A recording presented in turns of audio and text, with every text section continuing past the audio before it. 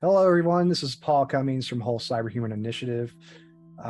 Recently, I reached out to a bunch of people on LinkedIn and said, "Hey, if you were to interview me on 60 Minutes, what kind of questions would you ask?" And I gathered up quite a few that I think you'll enjoy. Let's look at the first one. So this one I get asked quite a bit. This isn't like one that I normally get during an interview, but who is Paul Cummings as a person?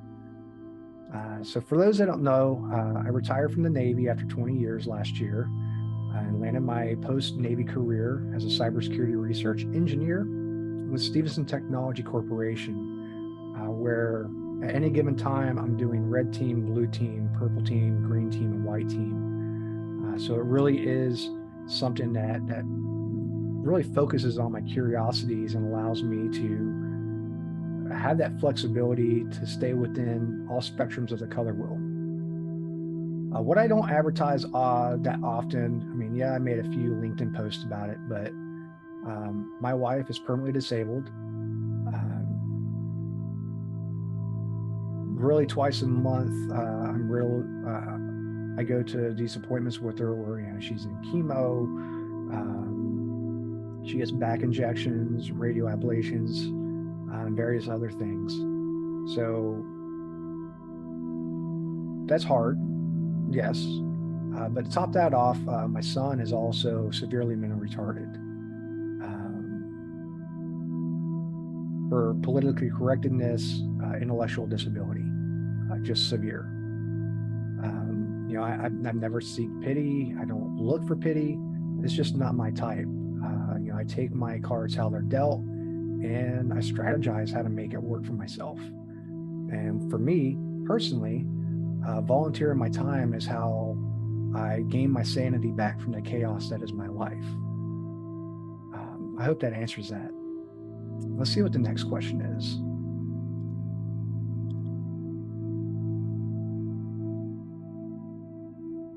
Oh, this one's good. You've been in this industry now for 21 years. What was your journey like so far? So for those that don't know, I know I've posted about it definitely quite a bit. Really good interactions with the post. But I started my naval career as a computer repairman. Oddly enough, when I joined the Navy, I went to my technical school, where it was a mixture of communications, satellite communications, and really traditional IT. Surprisingly, I did better on radio communications, but the Navy had their pick, and I went the traditional IT route. So I started my career in Iceland as a computer repairman. Went out, changed out hard drives, stuff like that. Maybe swap out monitors, computer baselines come out, go out and shift out computers. But ideally, I was doing it all in house. Once I became proficient and my leadership can see my proficiency, I became a field service technician where I actually drove around base to do stuff like installing CD-ROM, zip drives, floppy drives, and stuff like that. So it was what we often call the traditional path. But my curiosity and my drive led me to really study and knock out my personal qualification standards to where I was able to end up on the help desk, no longer driving around unless it was absolutely needed. While on help desk, helping create user accounts, managing the Active Directory, fielding trouble tickets that came in and assigning them to technicians so they could go out and conduct business. It was really in 2003 when I really got my first taste at the luxurious information security. We had a lieutenant commander that was starting up the information security program for the base. Knew that I quickly qualify. I had a knack for it, and I always asked those why questions. Why didn't we do it this way? isn't that less secure than doing this way? Stuff like that led me to help write a 2,000-page doctrine. For back then, it was the orange and green team certifications. That was information security. Through that, it also led me to really coordinate with the Icelandic nationals that we worked with that maintained the actual network. So I got to go back and really play around and learn the networking concept, get my hands on a router, get my hands on a switch, able to identify that blade that is in the server rack, that is, the meat or the heart of what we were doing for IT. Following that, I got my first ship. I got there as a service call technician again. Knocked out my qualifications within a month and started doing traditional system administration. Working on the Active Directory, building out the user groups, the orgs, GPO policy or group policies and stuff like that. Automated reboots and nightly maintenance. And then, my command seen that I was really getting bored with it, and it really wasn't something that was going to keep my interest. So they moved me over to the network security side, where I really started to focus on the concepts of, CCNA, and started working on our routers, setting up the VLANs and the security, doing them as they came in, the black hole IP list for known bad IPs that we didn't want to associate with, working on the proxy server, stuff like that, really traditional NetSec type stuff. But again, it came to the point where I was kind of getting burnt out with it because, on a ship, it's always moving. So got to the point where I was tired of doing routers and switches. So they shifted me to a new shop where I was doing Linux and Unix administration. That was really my introduction, the School of Hard Knocks type route. Where I got there, there was a few qualification cards I had to knock out, but primarily working on Solaris, Fedora, SE, Linux type environments. Back then when you're doing a nightly update or backups, you had the 8mm tape drives that you constantly had to put in as it was backing up data and stuff like that, and then going back through and then verifying your backups worked by reinstalling it. From there, I went to a Navy network a networking course curriculum that was 45 days long. That was really intensive on routers and switches, both the OSI model and the TCP/IP stack, really designed to where a lot of the students that wanted to take the cert were able to pass the CCNA upon graduating the course. However, that really didn't speak to me back then. I only had a few Microsoft certs, MCSE, MCSA.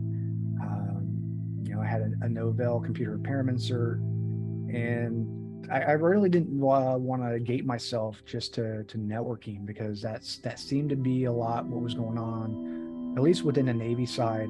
If you had those type of certs, those were the type of roles you were to do. I wanted to be full flexible and really choose my path, which oddly enough led me to Bahrain, where I became the network operations center supervisor, maintaining the 5th Fleet area of responsibility for the Navy and ground mobile forces, the IP services and SATCOM communications. On a day-to-day basis, I was training and mentoring junior technicians, getting them up to speed on how to make VLANs, but we also had our vScan that we were in charge of, and the firewall.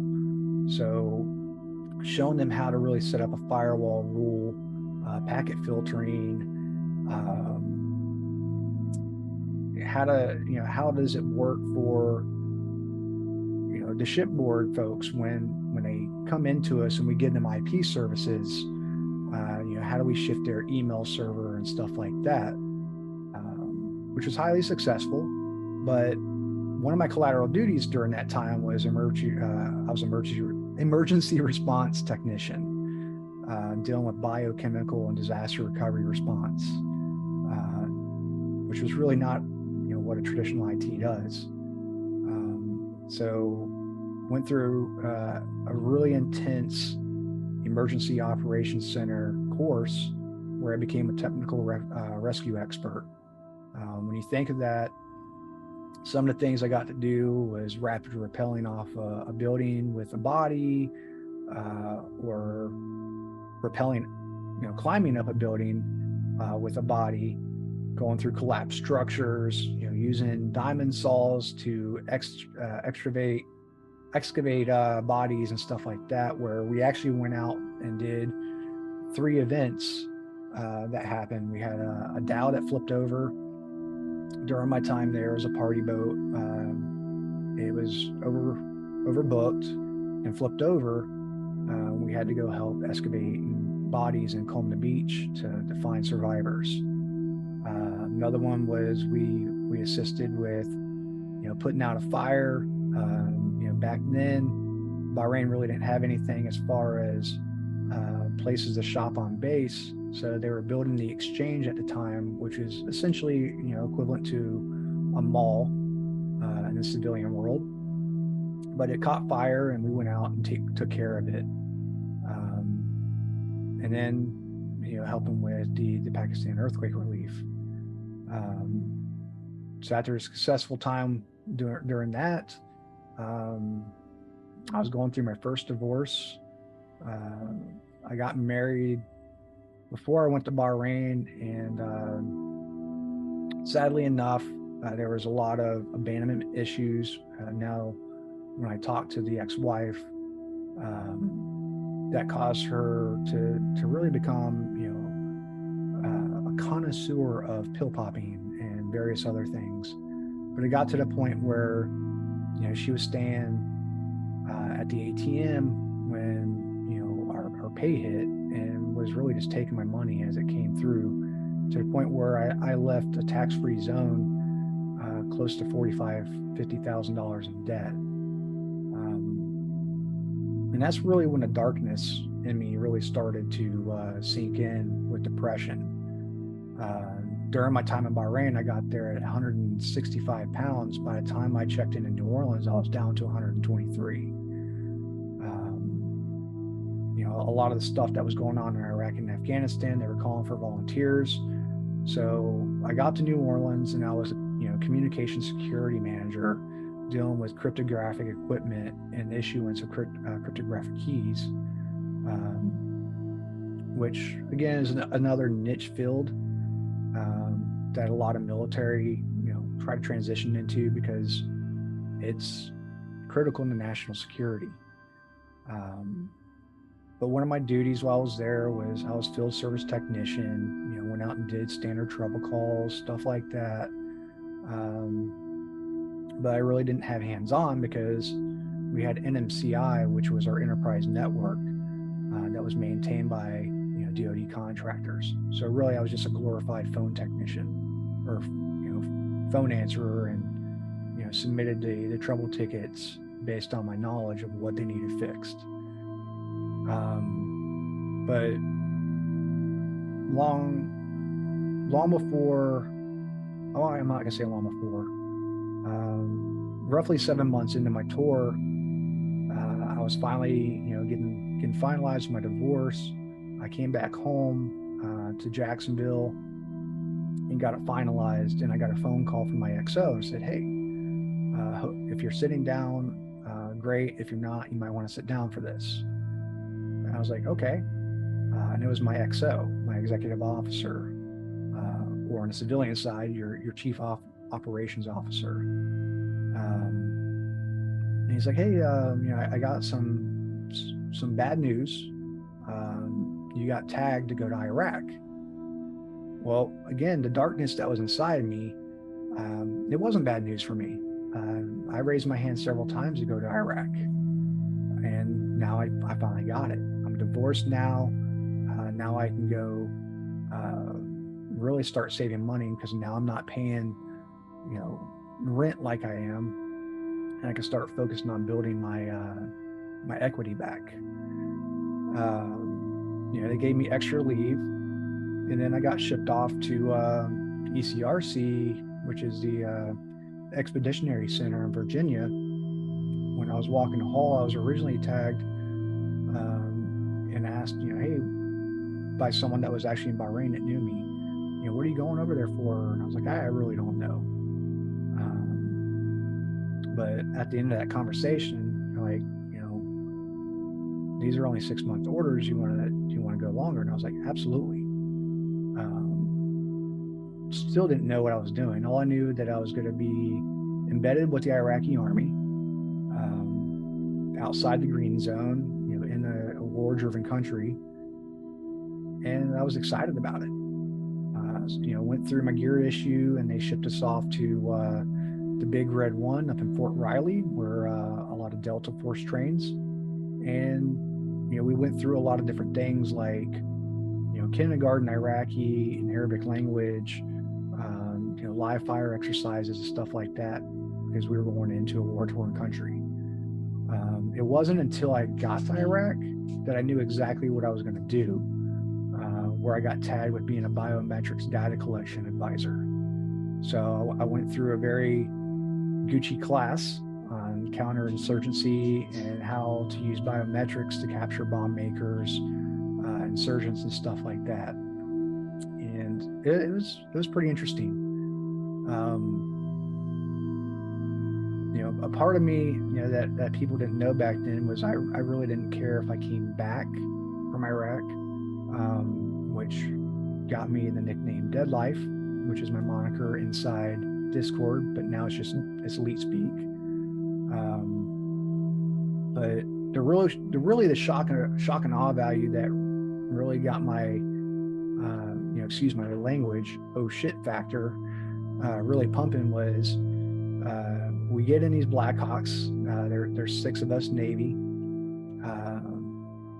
It's pitch black outside, and we've been flying for 3 or 4 hours until we finally landed. Again, it's pitch black. We don't know where we're at.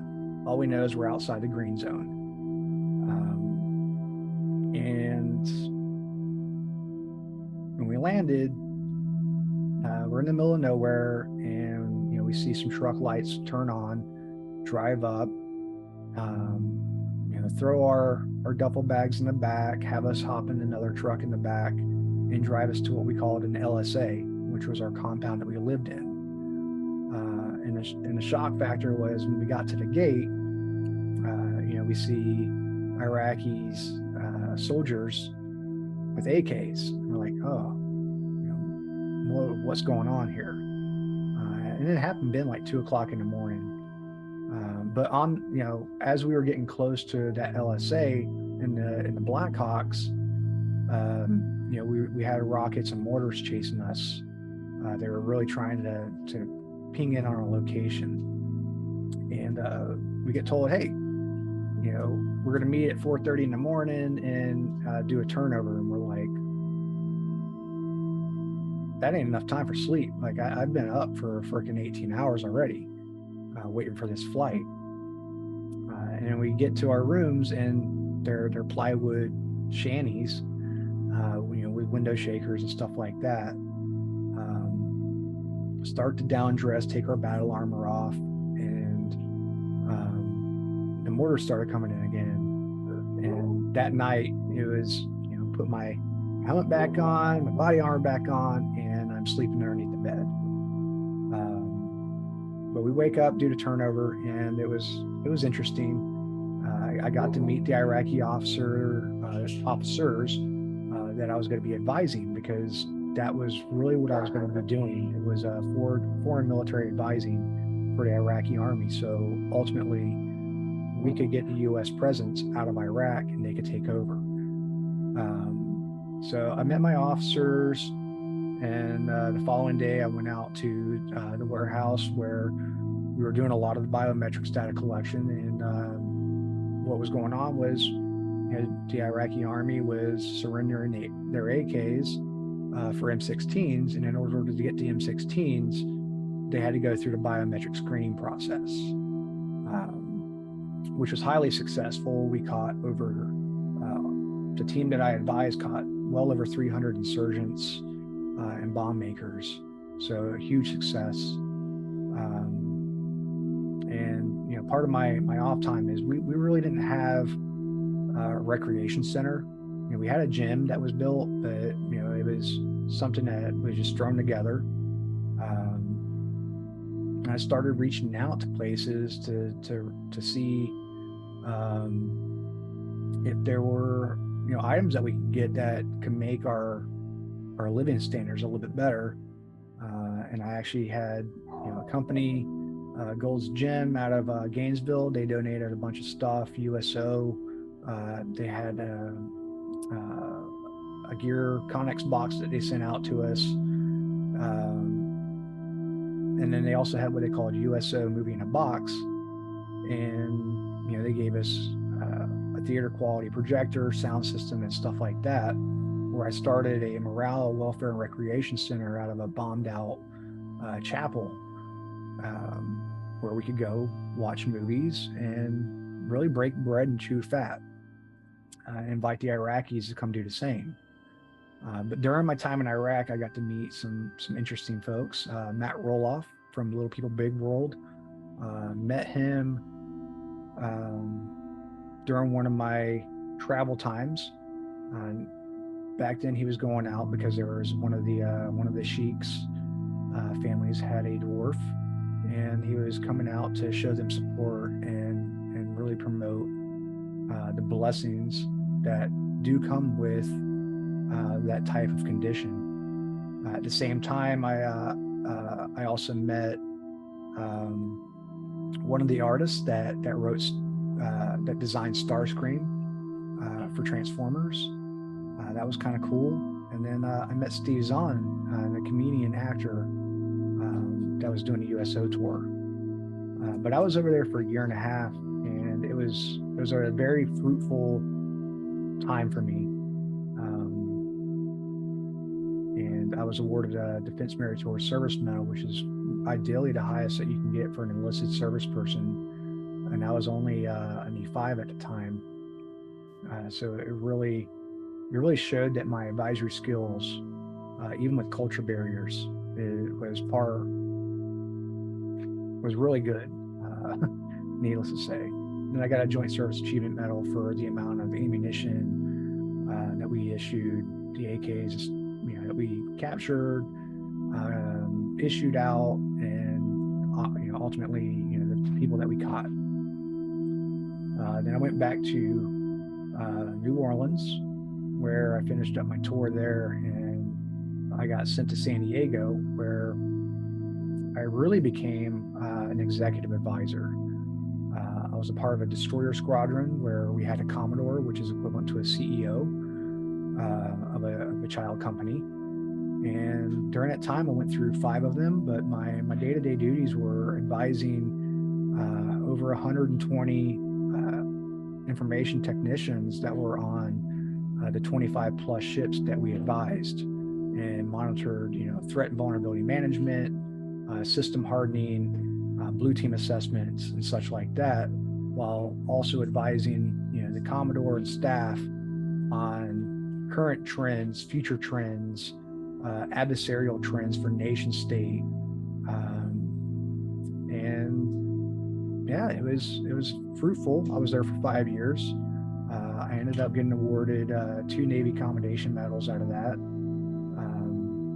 I picked up first class.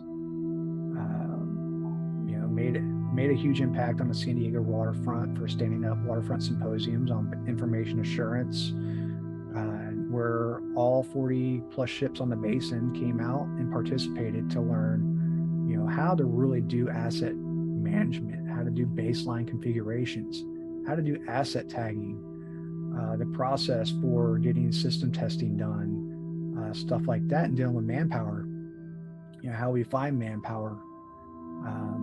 So it was a really good growing experience for me where, on a day-to-day basis, I had somebody that was in line to be an admiral that relied on me to really make things happen. We became the test Desron, where a lot of ships came to us to become compliant because we were just so good that at any given time, my lowest hardening score across all ships was a 98%. And we maintained it. Leaving there, that's when they found out they kind of botched it. So when you go to Iraq, you have the ability to either extend your shore duty or take that time off of your sea duty. Well, talking to my detailer, he had found out that that year and a half that I was overseas was added to my sea time rather taken away. Felt kind of bad, and that was actually around the time that the presidential order to stand up to cyber protection teams came out. He's like, "You would be a great fit for this, and I'm putting you in for this.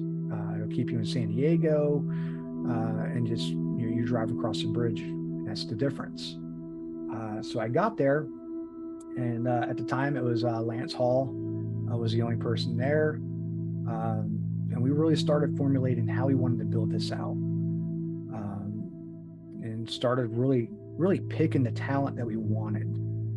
So going through the manpower reports and saying, I want this person, I want that person, letting them know, hey, this is cyber focused.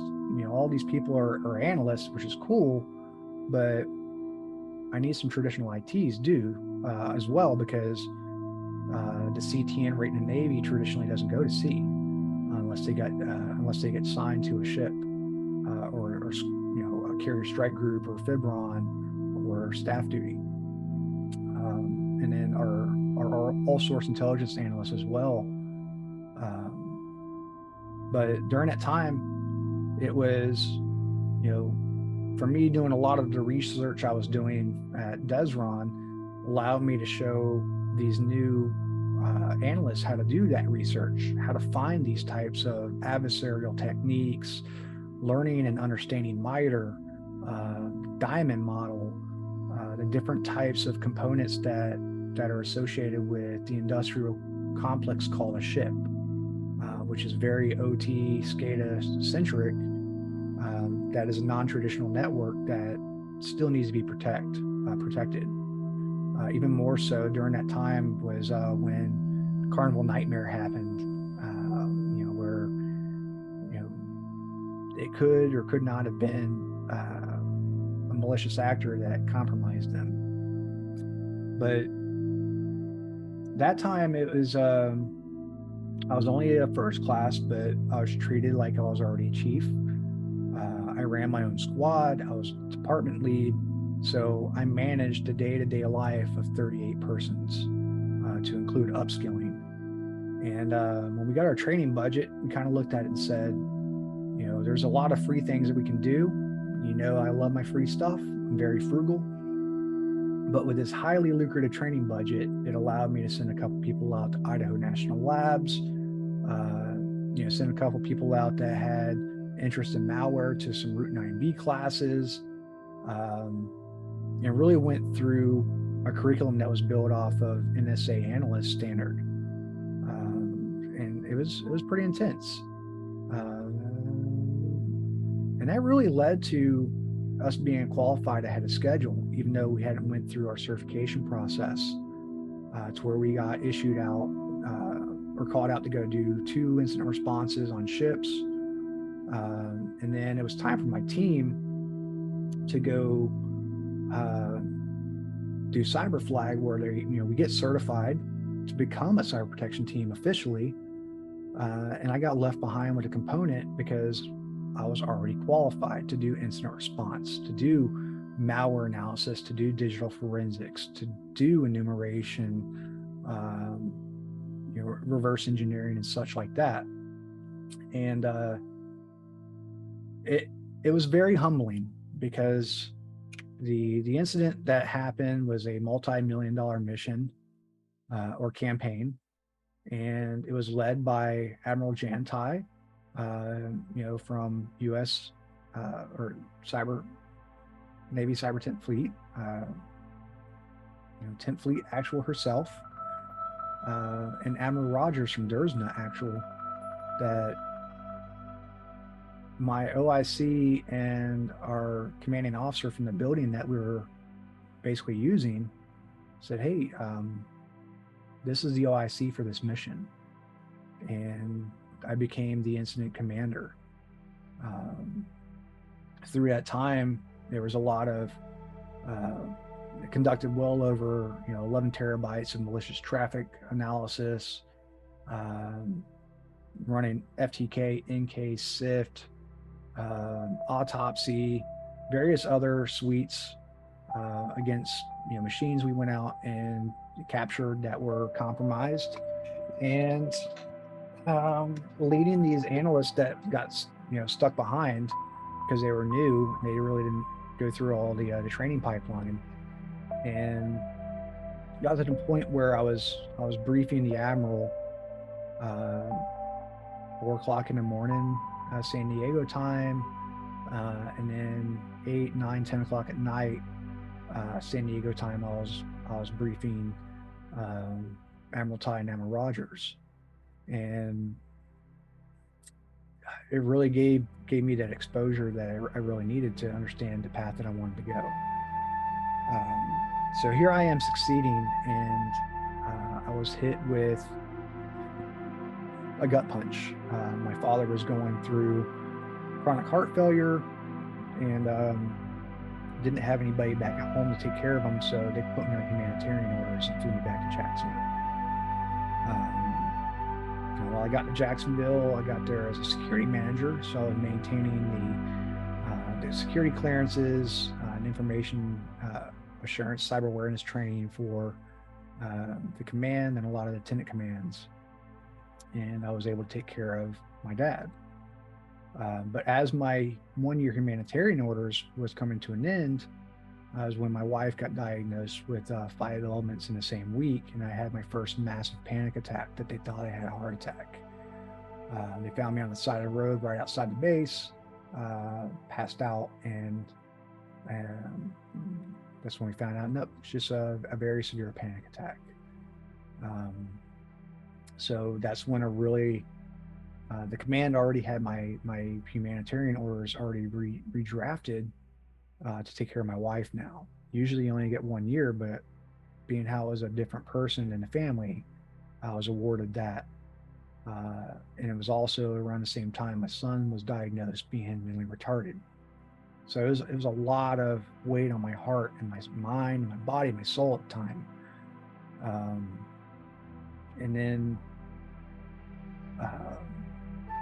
some good news happened. I got selected for chief and went through a chief's process.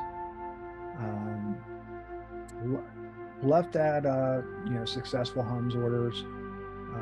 Got sent over to Iwo Jima, where I became the ISSM as a collateral duty, and my primary duty was actually to DAPA, the Drug and Alcohol Prevention Advisor, where I led a contingent of 5 vulnerability technicians to run information assurance for the ship, both Navy and Marine side. However, I didn't have the prerequisite classification code, so they sent me to school. And during that time, I had emergency surgery where my stomach, I had my gallbladder removed, and found out that I had various other things wrong with me that the gallbladder was actually hiding.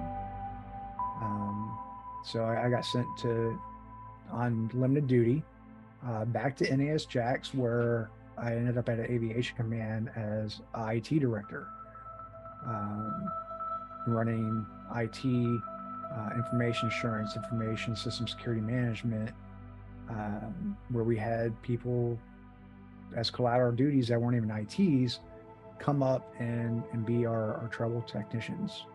So I got to do what I love to do, sit next to beside them and train them to where it was seamless. Trouble tickets were being done, trainings were being done, and then I started putting in my retirement to where I finally um, got selected at Stevenson Technology Corporation as a cybersecurity research engineer, but under the title of an information system security engineer. And through that, my passion has always been helping others. So when I seen a lot of the veterans going through the issues that I had personally, getting a job outside, um, I started my own mentorship event and really launched Whole Cyber Human Initiative with the people you see here today. Leah, my co-founder, Alex, Chris, my other directors, and really the all-star advisory board that I have. But hopefully this I really guide you why I really didn't pursue like a CISO role or a BISO role or anything like that, because I mean I just have a lot on my plate. But I don't let it hold me back. And now, my direction is looking for those director roles where,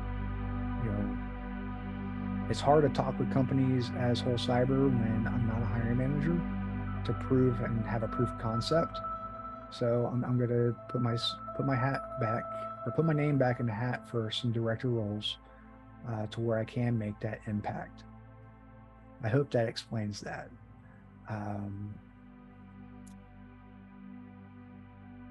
And that's my journey for 21 years. Let's go to the next question. Well, next question is, what is Whole Cyber Human Initiative and how did it become a thing? Well, I just really answered that. On the backside, though, there was, I'm going to have to pause this and make another video in a minute because kiddo's about to get home from school. But seeing how many veterans, how many civilians that are getting taken for their hard-earned money for these boot camps that are teaching them how to take tests, and really not understanding, the multitude of roles that are available in cyber or IT in general. I was doing a lot of mentorship, probably clocked in close to 600 mentorship sessions between the time that I retired to the time that I created Whole Cyber. I figured there should be a larger scale at this because I'm spending a lot of time. I have insomnia, which causes me to stay up at night, so I don't really mind it. But with all the mentorship stuff that I was doing, coming together and creating the advisory board, who ultimately racked and stacked the training curriculum that is built on the NIST NICE framework to get the thumbs up in their vote, with over 300 years of industry experience themselves combined, and really launched it. So I hope I answered that. I love this question. You always greet the community as family. Is there a reason behind that? Absolutely. I treat everything as family because you're always going to have disagreements, whether it's about boot camps or a degree or a hiring manager that just has a different practice. It's still a family because we're in this together. But you'll find out more in my next recorded segment because now I have to go get kiddo. All right, and I'm back. Kiddo is here, and then we're good to go. But yeah, back to family. So even, kiddo knows. Anytime that I get on video, I have to wear hats. But yeah, I treat it like a family. The community is a family. We take care of each other. The cybersecurity community is a family. At least that's how I think about it. And that's really why I greet everybody as a family. The last question. I guess the last question before I hop over to one that Peter asked me that was really a really good one. So what are you working on for the whole cyber brand, and really what's the future? So for the whole cyber brand, currently we are so something that we've been working on behind the scenes really since the beginning is we want to host a scholarship on scholarship.org for a competitive scholarship for certification vouchers. There's no secret that the demand for certifications is going to continue to rise. And let's just be honest, the test prices are going to keep going up. So we want to be able to have a competitive scholarship that will cover up to $400 towards a certification voucher. We also have the whole cyber human initiative community challenge, which is a very robust and intense way to brand yourself, to which a lot of companies that I've talked to directors at would say that even if somebody was done to do a minimum of 3 reports, they would hire them. But right now we have a fundraiser going. We're currently looking to raise 25,000. 20,000 of it will go towards the procurement of up to 50 $400 certs. The remaining 5 goes towards the upkeep to where we can keep being a force for good, and really continue to help the community. Something that we just solidified today, we have a 5K coming out that's going to be virtual. The premise behind it is going to be join whole cyber human initiative in running this talent shortage into the ground. So there's that. We just solidified our first contract with a head hunting company that is looking to hire and source whole cyber human candidates that at least hit the 80% mark of completion. The pipeline is at your own pace, and there's a lot of soul searching, really hands-on lab intensive with some practical knowledge checks, some video instruction, but it's all again based on the NIST framework. There's some good challenges out there right now for the fundraiser.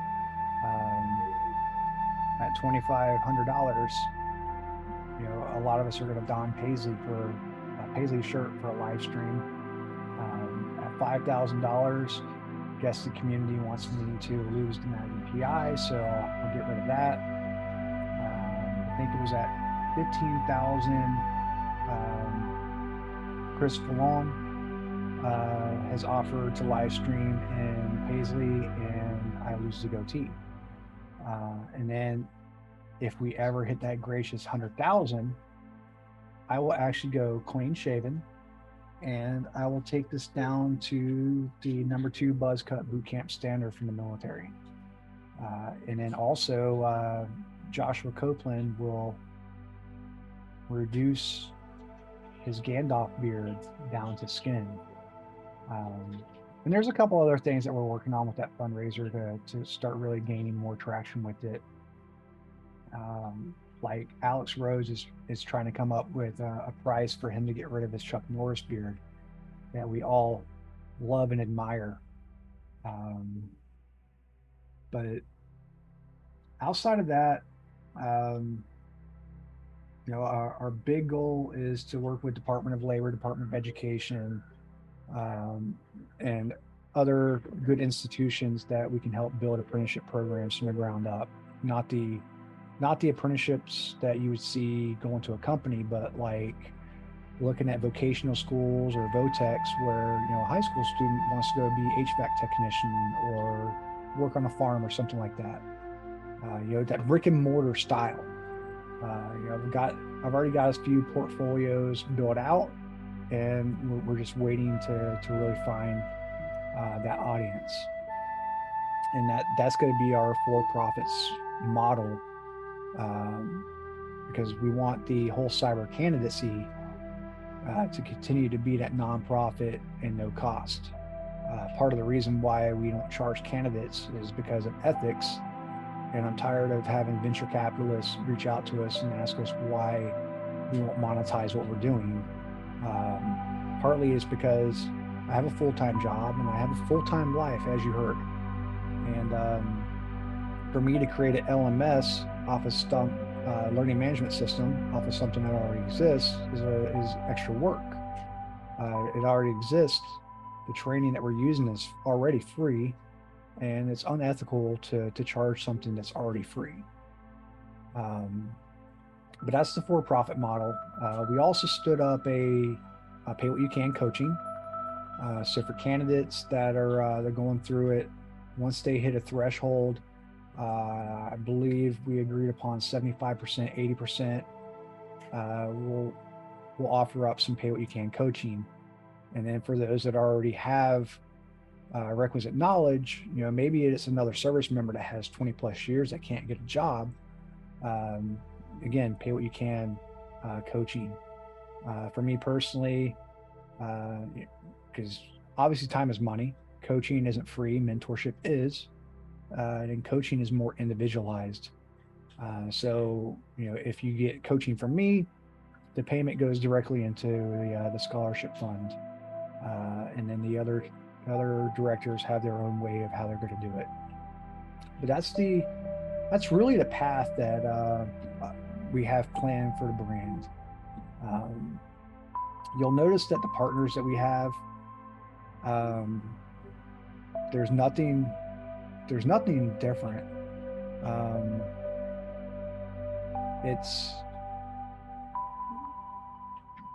We built our partnerships based on those that are already doing it for free. We don't want to partner with anybody that has a paid for type program or anything like that. Albeit, obviously, Jerry Ozier has, his master class and stuff like that, which we promote because he also has a pay what you can model. Through our partnership with KevTech. Love Kevin, love him to death. That man has probably produced over 200 plus hours of how to become a general IT. We've made some newer partnerships with people like Jason Shockey over at My Cyberpath, where you can really get a customized development plan built. There's a free version, and then the paid version really isn't that much, and it's not going to break the bank. But that's the goal, is to continue to develop people based on the NIST framework, and then really push the envelope and prove that you don't need a $20,000 college degree, $50,000 college degree to get a job, or these overpriced certifications from boot camps that are only teaching how to take the test. You might have recently seen that a VA went after one company because that's what they were doing. There's another company that there's going to be a whistleblower blown soon, where it's so unethical that the instructors are taking the test, making screenshots of the actual test, and building out test preps and saying, study this and you'll pass. And there is no instruction behind it. So Peter's question, how the nature of war is changing to a more cyber-focused approach, why our nation's cyber talent is having issues, how Whole Cyber seeks to solve that, and what we bring to the table. First one, the nature of war. So I don't think it has been changing. The idea of non-kinetic warfare came up a lot when we were standing up the cyber protection team. Admiral Jan Tai, she had her cybersecurity doctrine that she authored that it already laid it out. A lot of these niche systems on shipboard, whether it's commercial, military, Carnival Cruise Lines, stuff like that, they all have integrated network systems or systems of systems. And somehow or another, they tie to the network, so they are susceptible. And then when you talk about the industrial control system uh, industry as well, these are systems that are really, really old. Some of them still run on DOS, some run on 98, 95, NT, and they're just not. It's really hard to really grasp the concept of securing them. For example, there's a programmable logic controllers that, when I type in my code and I say I want this gear to turn, um, if you look at like an oil refinery, there might be a row of 200 of these devices. Um, and you can't be aggressive on these. You can't just go run an art poison to enumerate and identify them. You have to do it passively, because it's if one resets based on the timekeeper, they all reset, and now you have to wait for these old operating systems to reboot. And if you remember back, like Windows NT, Windows 2000, they used to take a good 7 to 20 minutes for these computers to reboot. So we added the ICS training from CISA to our stuff, just for that fact. Let's see. Oh, why our nation's cyber talent is having issues. The term gatekeeper gets thrown out around a lot. However, what people fail to realize is we're our own gatekeepers as well. And a part of that is resource overload. You start looking at all the influencers and start following them and doing what they say.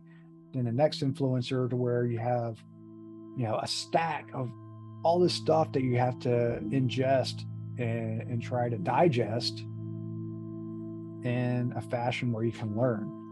And that's been a really, really hard point for a lot of folks. So, and that's really why we did whole cyber where we did it. If you already enrolled into college, or you're enrolled into a boot camp or an online academy, we want you to really finish that first. To start finish what you start mentality before coming to us, because our pipeline is 100 plus hours. On paper, it's 100 hours, but obviously some people might take a little longer. There might be some issues on the back end from the organizations that we're using, so it could be a little bit longer. But that is a lot of it. Is these job descriptions are listing, these certifications. Like I really get tired of hearing that Security Plus is an entry level certification.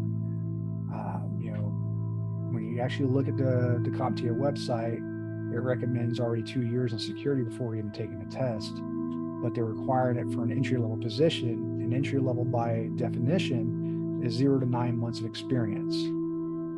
So a lot of the companies are requiring these people to hit the ground running.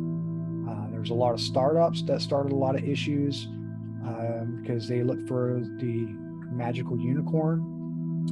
So they do require these people to come in guns blazing and know exactly what you're doing.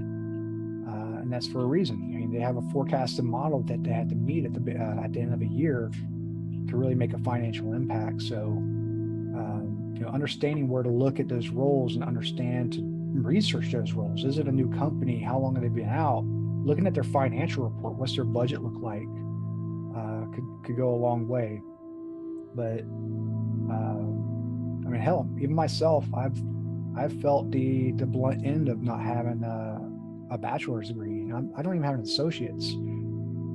To the point where I probably got blacklisted by one company because I was really irate with a hiring manager that said they couldn't move forward because I didn't have a bachelor's. And I was like, so you want me to have student debt, upwards $50,000 for a degree that for something I've already been doing for the last 21 years.